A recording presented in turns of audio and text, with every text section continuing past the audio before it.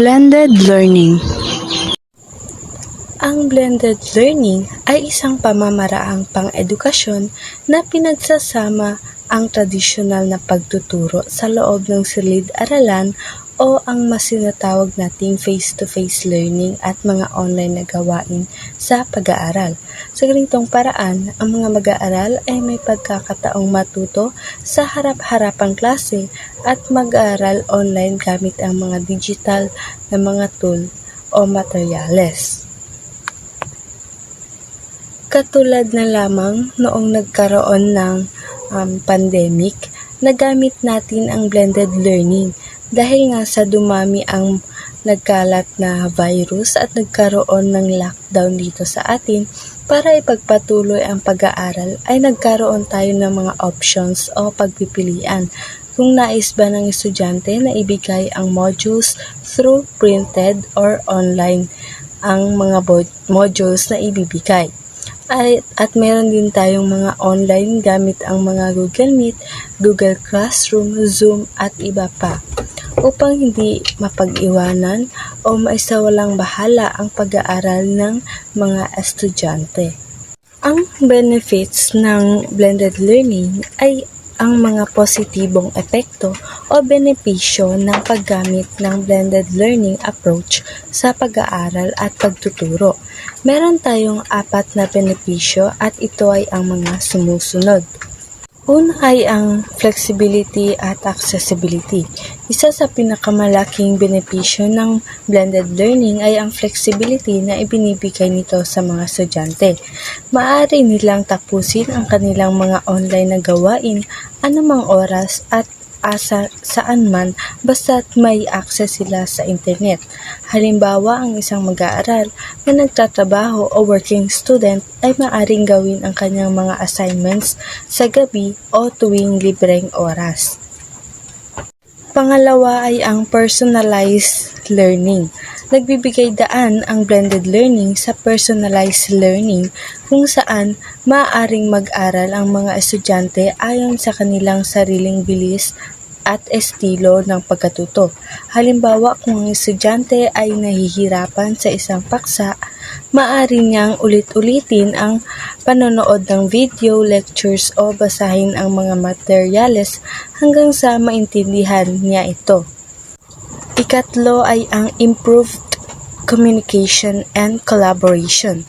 Sa blended learning, may mga pagkakataon ang mga mag-aaral na makipag-collaborate sa kanilang mga kaklase sa pamamagitan ng online discussion at group projects. Nagiging mas malawak ang posibilidad ng komunikasyon hindi lamang sa loob ng silid-aralan kundi pati na rin online classes. Ang pang-apat ay ang cost-effective. Makakatipid din ang mga paaralan sa blended learning dahil maaaring bawasan ang paggamit ng physical resources tulad ng classrooms at printed materials. Para sa mga estudyante, makakatipid sila sa mga pamasahe at oras na ginugugol sa pagbiyahe papunta sa paaralan. The disadvantage of blended learning. Number 1 is new skill set for teachers or instructors. Dito ay ang pagbabago ng kasanayan para sa mga guro o tagapagturo. Ang blended learning ay nangangailangan ng particular na kasanayan na technical dahil kailangan bumuo ang mga guro ng mga online na aralin. Ipabahagi ito sa mga mag-aaral, subaybayan ang kanilang pagunlad. Ang pagiging komplikado ng ilang digital na kagamitan ay maaaring magdala ng takot o kaba. At hindi lahat ng tagapagturo ay handa o may oras na paglaan na sapat na pagsisikap upang matutunan ang mga bagong teknolohiya. Dahil dito, maaaring magkaroon ng problema sa kalidad ng pagtuturo. Number 2 is plagiarism. Ang plagiarism ay habang lumalaki ang dami ng e-learning contents, tumataas din ang panganib ng plagiarism.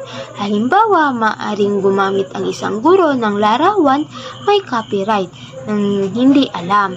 Kapag nangyari ito, maaaring humarap sa mga legal na issue ang mga institusyon o o nagdudulot ng dagdag na problema.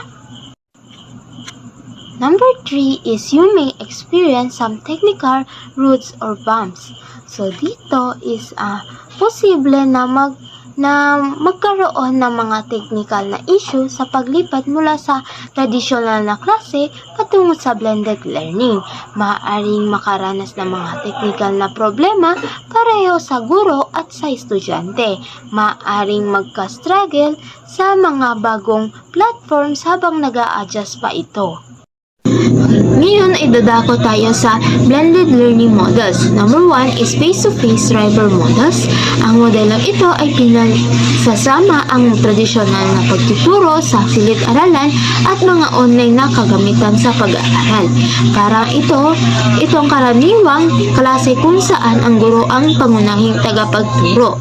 Ngunit ginagamit ang mga digital na kagamitan bilang karagdagan mapagkukuhanan upang maunawaan, magbigay ng karagdagang pagsasanay o pagpapakilala ng mga makabagong paraan ng pagtuturo. Number 2 is online driver model. Ang modelong ito ay kabaliktaran ng tradisyonal na pag-aaral sa pisikal na pag-aralan dahil umaasa ito ng buo sa digital na paghahatid ng pagsasanay ay pinagsama ng synchronous at asynchronous. Ang synchronous ay isang uri ng klase kung saan sabay-sabay na nagkakaroon ng interaksyon ang guro at mga estudyante sa parehong oras, karaniwan sa pamamagitan ng online video or online klase.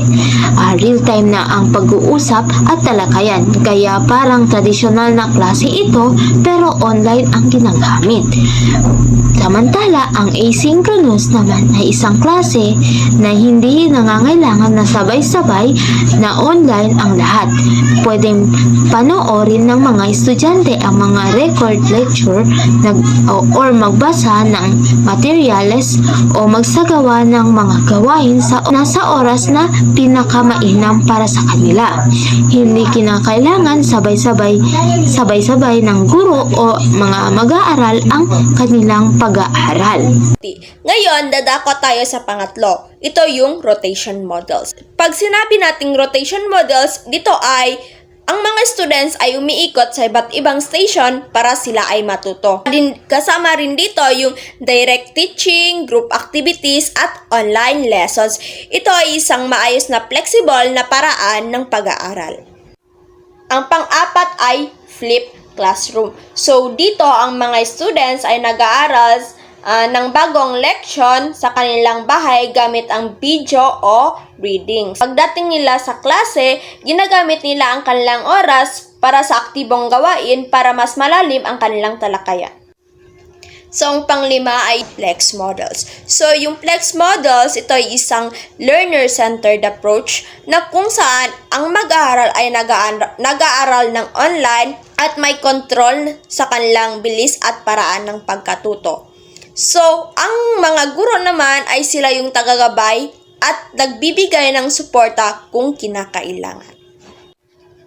Ang panghuli naman ay ang visual rotation models. So, dito, ang bawat students ay may sarili silang schedule at dito ay umiikot ang kanilang learning activities. Batay sa kanilang progreso at pangangailangan, dito ay nakatuon ang kanilang sariling learning paths.